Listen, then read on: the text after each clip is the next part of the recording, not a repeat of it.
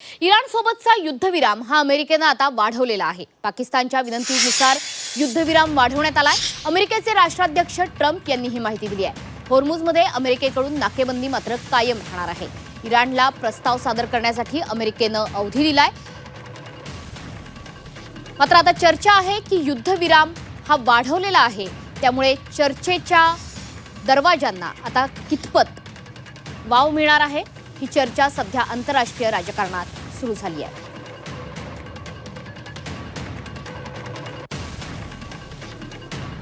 तर सध्या आंतरराष्ट्रीय पातळीवर चांगलीच खळबळ माजलेली आहे।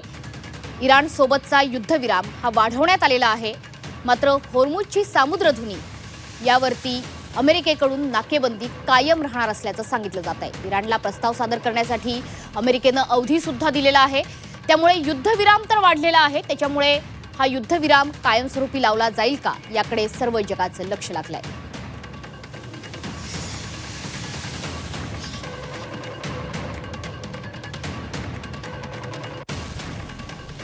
तर होर्मुझमध्ये नाकेबंदी आता कायम राहणार आहे। मुळातच होर्मुझची सामुद्रधुनी ही रोखल्यामुळे सध्या युद्धाची तीव्रता वाढू शकते का अशी चर्चा सुरू झाली होती। मात्र अमेरिकेचे राष्ट्राध्यक्ष ट्रम्प यांनी दिलेल्या माहितीनुसार होर्मुझमध्ये अमेरिकेकडून नाकेबंदी कायम राहणार आहे। सोबतच इराणला प्रस्ताव सादर करण्यासाठी अमेरिकेने अवधी सुद्धा दिलेला आहे, त्याच्यामुळे हा युद्धविराम वाढला आहे। अर्थातच हे एक सकारात्मक पाऊल म्हणता येईल। मात्र तरी सुद्धा हा युद्धविराम कायमस्वरूपी लागेल का, कायमस्वरूपी या युद्धावरती तोडगा निघेल का याकडे सर्व जगाचं लक्ष लागून राहिलेलं आहे।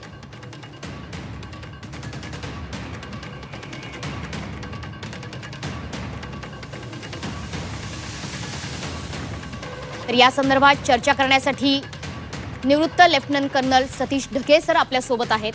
सतीशजी, सध्या आपण बघतोय की युद्धविराम वाढवण्यात आलेला आहे, सोबतच इराणला प्रस्ताव सादर करण्याकरता अमेरिकेने अवधी सुद्धा दिलेला आहे। कसं बघताय या घटनेकडे? हा युद्धविराम कितपत टिकेल असं वाटतंय? युद्ध थांबेल का? नक्कीच काही तासाच्या अगोदर जर आपण डोनाल्ड ट्रम्प यांचं विधान ऐकलं असेल तर त्यांनी सांगितलं होतं की मी शस्त्रसंधी वाढवणार नाही आणि जर इराणनं आमच्याशी डील केलं नाही तर काही तासातच आम्ही जबरदस्त असा इराणवर बॉम्ब वर्षाव करू। अशा प्रकारचा एक्स्ट्रीम स्टान्स घेतलेला डोनाल्ड ट्रम्पने त्याच्या काही तासाच्या नंतर आता असं विधान केलेलं आहे की पाकिस्तानचे मुनीर आणि शहबाज शरीफ यांनी रिक्वेस्ट केल्यामुळे मी जे आहे एक प्रकारे शस्त्रसंधी लांबवतोय आणि जोपर्यंत युनिफाईड डील इराणकडून येत नाही तोपर्यंत ही शस्त्रसंधी लागू राहील। म्हणजे यातून स्पष्टपणे दिसतंय की पाकिस्तान हा मध्यस्थ नाही तर एक प्रकारे पाकिस्तानला या सगळ्या संघर्षामध्ये आपलं एक प्रकारे कळसूत्री पाहुलं म्हणा किंवा एक प्रकारचं पिल्लू म्हणून अमेरिका त्या ठिकाणी वापरतोय। एक्स्ट्रीम स्टान्स घ्यायचा, त्याच्या माध्यमातून इराणवर दबाव निर्माण करायचा सो दॅट ते निगोशिएशन टेबलवर येतील आणि दुसऱ्या बाजूला त्या एक्स्ट्रीम स्टान्स मधून बाहेर निघण्याकरता पाकिस्तानचा मध्यस्थ म्हणून वापर करायचा, अशा प्रकारची रणनीती सरळ सरळ अमेरिका वापरताना दिसतोय। नक्कीच आता शस्त्रसंधी त्या ठिकाणी वाढवलेली आहे। एक प्रकारे जगाच्या शांततेसाठी ही सकारात्मक बाब आपण त्या ठिकाणी कन्सिडर करायला हवी, परंतु अजूनही इराणनं तो प्रस्ताव त्या ठिकाणी मांडलेला नाही। आणखीन एक गोष्ट माझ्या मते अमेरिका त्या ठिकाणी करू शकतो, काही अंशी नेव्हल ब्लॉकेडमध्ये जर पार्शल रिलॅक्सेशन दिलं तर नक्कीच इराणचं शिष्टमंडळ हे इस्लामाबादमध्ये येणाऱ्या काही दिवसांमध्ये चर्चेसाठी त्या ठिकाणी येऊ शकतं आणि चर्चा होऊ शकते। पण चर्चा जरी झाली तरी माझ्या मते परमनंट सीज फायर लागण्याचा दूरपर्यंत काही प्रश्न किंवा तशा प्रकारची शक्यता वाटत नाही। पण इन्क्रिमेंटल डी एस्केलेशन आपण ज्याला म्हणतो, म्हणजे मुद्द्यांच्या आधारावर काही अंशी ही चर्चा जी आहे ती पुढे त्या ठिकाणी जाऊ शकते।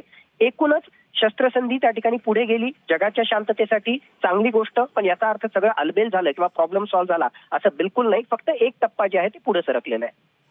नक्कीच धन्यवाद सतीश सर दिलेल्या या सविस्तर माहितीबद्दल। त्याच्यामुळे हा युद्धविराम लांबतोय की कायमस्वरूपी युद्ध समाप्ती होते हे बघणं महत्त्वाचं आहे।